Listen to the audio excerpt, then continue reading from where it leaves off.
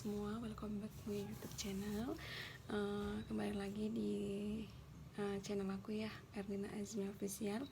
Udah lama banget nih aku nggak ngupload video untuk berbagi sama teman-teman semua ya. Oh iya teman-teman, sebelumnya di video pertama aku udah banyak membahas tentang pengalaman aku ya seputar pendaftaran kuliah S2 ini, terutama di UNY. Nah jadi di video kali ini juga aku tetap sama gitu, ingin membahas tentang prosedur pendaftaran S2. Mungkin karena video di sebelumnya itu aku kurang rinci dalam menjelaskan bagaimana prosedur pendaftaran S2 nya sendiri. Jadi nggak apa-apa ya teman-teman kalau aku ulang gitu. Nah kebetulan aku juga baru alhamdulillah sudah menyelesaikan S2 aku ya. Kemarin aku wisuda di bulan Juni, 25 Juni 2022. Dan kebetulan sekarang aku menjadi salah satu asisten dosen di UNY teman-teman, di jurusan pendidikan kimia. Nah jadi sebelumnya aku mau ngucapin selamat nih untuk teman-teman yang udah berhasil, udah lulus di S2 UNY. Semoga lancar kuliahnya dan semangat terus untuk menyelesaikan kuliahnya gitu. Ya udah, langsung aja teman-teman. Di sini aku bakal menjelaskan secara rinci bagaimana sih prosedur pendaftaran S2 UNY itu. Nah, di sini yang pertama ada ketentuan umum. Nah, untuk ketentuan umum di sini untuk setiap universitas itu pasti hampir sama ya teman-teman. Itu seputar yang pertama, peserta seleksi magister atau S2 itu harus lulus dengan IPK 3,0. Nah itu menurut aku udah maksimal ya teman-teman ya, itu 3,0.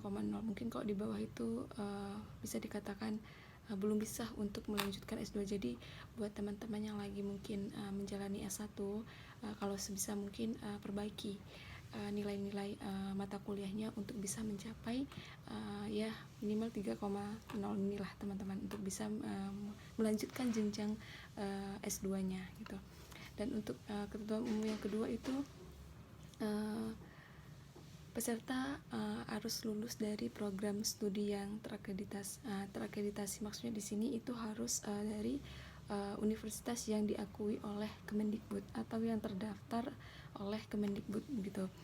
Terus yang ketiga itu peserta mendapat izin dari atasan. Nah ini khusus untuk teman-teman yang sudah bekerja mungkin ya, habis lulus S1 langsung kerja gitu. Jadi harus mendapat surat izin dari atasannya, atau mungkin sudah kerja di sekolah, jadi itu harus mendapat izin dari kepala sekolahnya. Berikan alasan yang kalau teman-teman tuh memang mau melanjutkan S2 gitu teman-teman. Jadi ya berpamitan masuk ke sekolahnya secara baik-baik, keluaran juga harus secara baik-baik ya teman-teman. Mana tahu nanti setelah lulus S2 nya bisa melanjutkan untuk bekerja atau mengajar di sekolah yang pernah kita ajar gitu. Nah untuk ketentuan umum selanjutnya itu peserta magister itu harus mendapat surat rekomendasi dari 2 dosen. Nah ini bisa teman-teman minta dari pembimbing skripsi teman-teman dulu pembimbing skripsi, atau dosen yang pernah mengampu mata kuliah di S1 gitu teman-teman. Nah kalau saran aku ya itu pilih dosen yang memiliki gelar doktor 1, atau kedua-duanya boleh yang bergelar doktor, atau boleh dokter 1 dan yang kedua yang sudah bergelar MPD gitu teman-teman. Boleh sih kedua-duanya bergelar MPD, nggak masalah menurut aku, tapi ini maksudnya kriteria yang baiknya seperti itu gitu teman-teman. Nah, dan selanjutnya yaitu untuk biaya pendaftaran. Nah untuk biaya pendaftaran sendiri di sini kalau untuk S2 itu sampai sekarang ya belum ada perubahan. Untuk NY sendiri itu 450.000 untuk yang S2 nya, sedangkan untuk yang S3 nya itu sekitar 700.000. Jadi menurut aku itu uang pendaftaran 450.000 itu masih bisa lah teman-teman ya, kalau dibandingkan dengan universitas lain gitu. Mungkin ada yang lebih tinggi dari itu gitu. Terus selanjutnya tuh untuk prosedur pendaftaran ini sendiri teman-teman bisa lihat di Google dengan mengetik pmb.uny.ac.id. Nanti di situ akan dijelaskan atau banyak sekali informasi terkait pendaftaran S2 UNY sendiri gitu. Jadi jangan lupa cari di Google pmb.uny.ac.id ya teman-teman. Nah, itu untuk ketentuan umumnya. Nah, sedangkan untuk proses ujiannya gitu atau itu ada terbagi menjadi proses seleksinya ya teman-teman, ada melalui jalur umum CBT atau yang portofolio. Nah, untuk yang CBT sendiri di sini itu bisa dilakukan di kampus atau berdasarkan domisili. Nah, untuk yang di kampus sendiri di Yogyakarta itu meliputi Kabupaten Klaten, Magelang, Purworejo, Wonogiri, Wonosobo, dan Pacitan. Nah, yang di luar itu boleh mengikuti tes secara berdomisili gitu teman-teman. Nah, di sini kalau untuk yang tes domisili itu kan kalau waktu zaman aku itu dilaksanakan secara online ya teman-teman. Mungkin belum ada informasi sih untuk karena sekarang kan udah offline semua ya teman-teman ya. Alhamdulillah COVID juga udah ya hampir hilang lah gitu bisa dikatakan ya teman-teman. Mungkin kalau ada informasi atau ada perubahan informasi terkait untuk seleksi ini, seleksi ujiannya ini, bisa teman-teman lihat di Google tadi ya, di pmb.uny.ac.id tadi. Mana tahu ada perubahan informasi gitu teman-teman. Nah, sedangkan untuk banyak juga nih nanya ke aku, Kak, untuk jurusan untuk seleksi portofolio itu seperti apa sih gitu. Nah, untuk seleksi portofolio sendiri di sini itu teman-teman harus melengkapi beberapa dokumen begitu.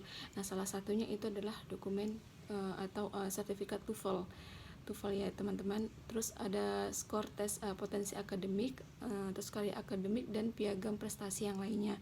Nah, di sini untuk sertifikat TOEFL sendiri untuk S2 itu skornya minimal 450 ya, sedangkan untuk doktor itu minimal 500 teman-teman untuk doktor sendiri. Nah, jadi teman-teman kalau memang mau mengikuti jalur portofolio, maka siapkanlah dokumen-dokumen tadi, yaitu sertifikat TOEFL yang minimal 450, terus skor tes potensi akademik. Nah, ini berarti teman-teman harus mempunyai sertifikat yang mungkin teman-teman bisa pernah mengikuti tes potensi akademik gitu teman-teman ya. Untuk skornya sendiri belum ada sih dirinci, mungkin teman-teman bisa melihat informasi yang lebih lanjut di pmb.uny.ac tadi. Jadi untuk potensi akademiknya itu cukup lampirkan sertifikat, terus piagam prestasi teman-teman selama kuliah itu sangat membantu untuk teman-teman bisa mengikuti jalur portofolio ini. Nah, di UNY ini sendiri mempunyai daya tampung atau animo program studi ya teman-teman, dan itu juga bisa teman-teman akses di website UNY. Nanti teman-teman bisa melihat berapa sih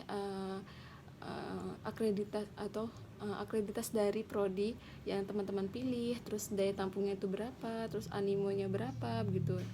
Oh iya, satu lagi teman-teman, jangan pernah teman-teman berpikir S2 itu pasti lulus kok gitu, S2 itu pasti masuk aja kok gitu, karena kan sedikit orang yang berminat gitu. Jangan salah teman-teman, ada juga yang tidak lulus gitu, ada bahkan yang sudah mengikuti dari gelombang pertama, gelombang kedua, gelombang ketiga, dia tidak bisa masuk di universitas yang dia pilih begitu teman-teman. Jadi teman-teman butuh untuk persiapan yang maksimal, harus tetap dipersiapkan, belajar, dan terus jaga kesehatan gitu teman-teman. Nah, mungkin itu aja yang bisa aku sharing untuk pagi ini ya gitu. Mudah-mudahan tetap bermanfaat bagi teman-teman semua. Jangan lupa untuk teman-teman semua untuk subscribe, like, and comment YouTube aku. Kalau ada pertanyaan kurang dipahami bisa komen di YouTube aku teman-teman. Insya Allah aku bakal jawab satu persatu. Terima kasih, see you next time. Assalamualaikum warahmatullahi wabarakatuh.